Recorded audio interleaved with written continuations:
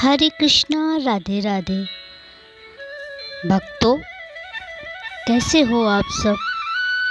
आज मैं आपको एक सत्य घटना पर आधारित कहानी, कर्माबाई की कहानी आपको मैं बताने जा रही हूँ। एक गांव था हरियाणा, जहाँ एक जाट परिवार रहता था। श्री कृष्ण की बाल स्वरूपों की अनन्य पूजा किया करता था। एक दिन अचानक उन्हें गांव से बाहर जाना पड़ा, तो वह सोच में पड़ गए कि मैं गांव से बाहर जाऊंगा तो मेरे बाल गोपाल की सेवा कौन करेगा। सारी रात वो इस परेशानी में डूबे रहे। सुबह उठी, उन्होंने अपनी बेटी कर्मा से बोला, बेटी, मुझे किसी काम से गांव से बाहर जाना पड़ रहा है, क्या तुम लड्डू गोपाल की सेवा पूजा कर लोगी। उसने बोला, पिताजी, आप मुझे समझा दीजिए कैसे करना है, मैं कर लूँगी। बोले, ठीक है, सुबह उठना, स्नान करना और स्नान करके उनको बाल गोपाल को बड़े प्यार से जगाना, फिर उन्हें दूध देना मिश्री डाल के।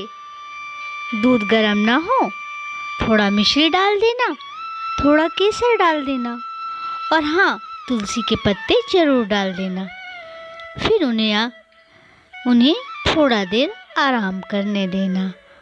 उसके बाद फिर उन्हें स्नान कराना, उन्हें साफ वस्त्र पहनाना, चंदन टीका पुष्प अर्पण करना और हाँ, अन्न का भोग जरूर लगाना। बिना भोग लगाए तुम कुछ खाना नहीं, ठीक है। बोली, हाँ पिताजी, कर लोगी। बोली, हाँ पिताजी, कर लूँगी। पिताजी चले गए। सुबह हुआ,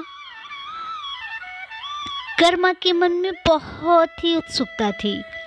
उसने बड़ी उत्सुकता के साथ सुबह उठी, स्नान वगैरह किया और लल्ला को बड़े प्यार से उठाकर लल्ला का मुख साफ किया और गर्म दूध में थोड़ा सा मिश्री, केसर और तुलसी के पत्ते डाल के लल्ला को दिया भोग लगाने के लिए।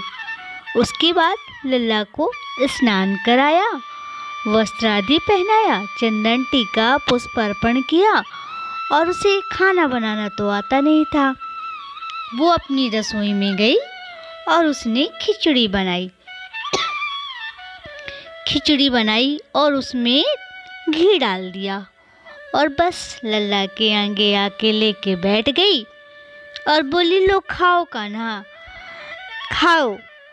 अब कान्हा काहे को आए, तो बोली, कान्हा खाओ, देखो मुझसे जैसा बना है मैंने बनाया है, आज खिचड़ी खा लो, कल मैं किसी और से कुछ अच्छा सीखूंगी, फिर आपके लिए बनाऊंगी, कल आप कुछ अच्छा खा लेना, आज तो खिचड़ी खा लो, देखो मैंने इसमें इतना घी भी डाल कर रखा है।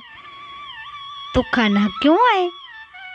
तो फिर उसने कहा, थाली भर के लाई खिचड़ो, ऊपर घी की वाटकी, चीमो मारा श्याम घड़ी, जिमावे बेटी जाट की रे, कर्मा बेटी जाट की। बापू मारो शहर गया है, न जाने कद आवे लो, ऊके भरोसे बैठ सांवरो, तू भूखो रह जावेगो।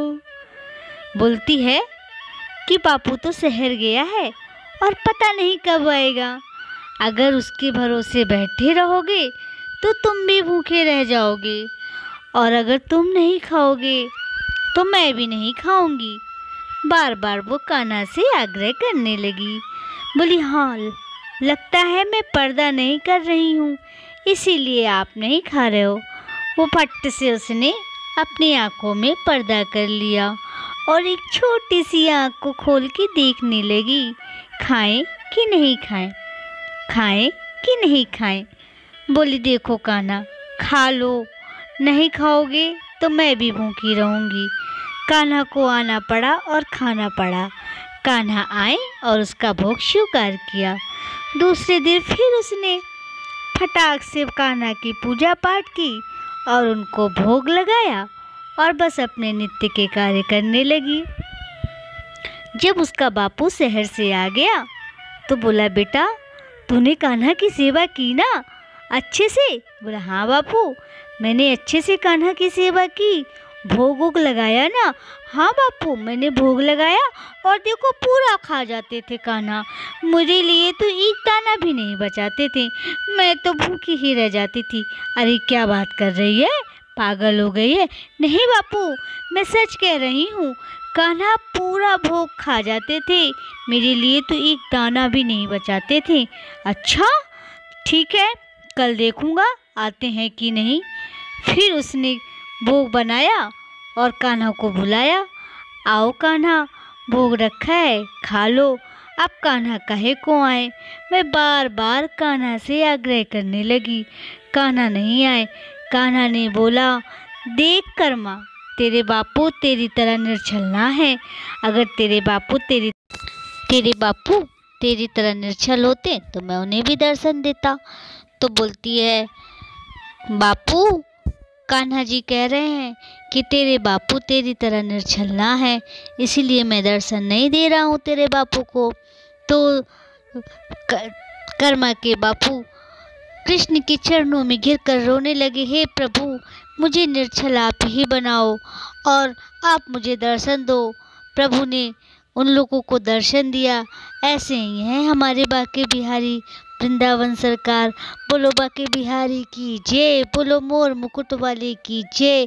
अगर आपको मेरी कहानी अच्छी लगी तो प्लीज़ लाइक करें, सब्सक्राइब करें और हाँ, राधे राधे लिखें। और कैसी लगी कहानी कमेंट बॉक्स में ज़रूर बताएं। राधे राधे, जय श्री कृष्णा।